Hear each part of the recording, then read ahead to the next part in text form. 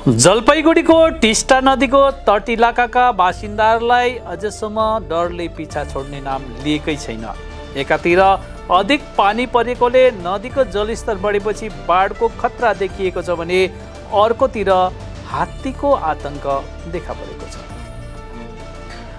अधिक वर्षाबीच बिहिबार राति लगभग 70-80 वटा हात्तीको एउटा हुल बैकुण्ठपुरको जङ्गलबाट टिस्टा नदी संलग्न इलाकामा प्रवेश गरेपछि इलाकाका मानिसहरू आतंकित बन्न पुगेका छन्।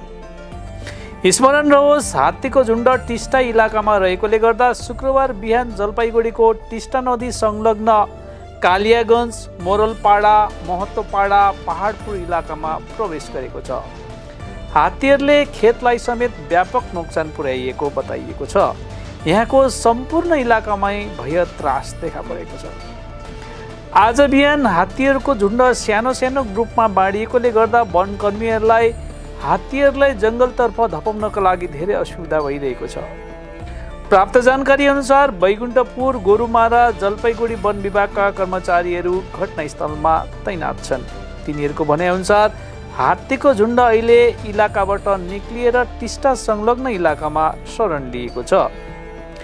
मानिसहरूलाई कुनै प्रकारको खतराबाट बचाउनका लागि वनकर्मीहरूले हात्तीहरूको झुण्डमाथि विशेष नजर राखिरहेको छ। এটা তো দেখুন হাতি যে বৈজনেশ্বর ডিভিশনের ডিএফএটা মেসেজ করেছিল আমাদের ডিএফএ স্যারকে সর্বগ্রিক ইন্ডিয়ান স্যারকে, এবং স্যার জানালো কি 70টা প্লাস হাতি এদিকে পাঁচটা দিকে মুভ করছে, ভেঙে পাড়া দিকে মুভ করছে। তারপরে আমরা অ্যাকশন নিলাম, সঙ্গে সঙ্গে আমরা গরুমারা দিনকে জানালাম। সবাই মিলে মাল স্কোয়াড আছে, এখানে রামসা স্কোয়াড আছে, লাটাগুড়ি রেঞ্জ আছে, এনটিপি রেঞ্জ জলপাইগুড়ি জেলায় আমরা সবাই মিলে সারা রাত ধরে এখানে হাতি পাহারা দিচ্ছিলাম। এখানে দলটা ভাগ হয়েছিল, মোটামুটি 4-5টা দল ভাগ হয়েছিল। এখন দেখছি মোটামুটি একটা দল আগে পার হয়ে গেছে, দ্বিতীয় এটা ওইদিকে ছিল, আর এটা ওইদিকে ছিল, ওইদিকে পার হয়ে এটা যাচ্ছে, এটা সামনে যাচ্ছে। তারপরে মোটামুটি ক্লিয়ার হয়ে যাবে। সবার আমার একবার স্ক্যান করে দেখতে হবে। আরো আছে হ্যাঁ, এই হাতিগুলো এখন যে দলের এখন লেভেলটা বেড়ে গেছে,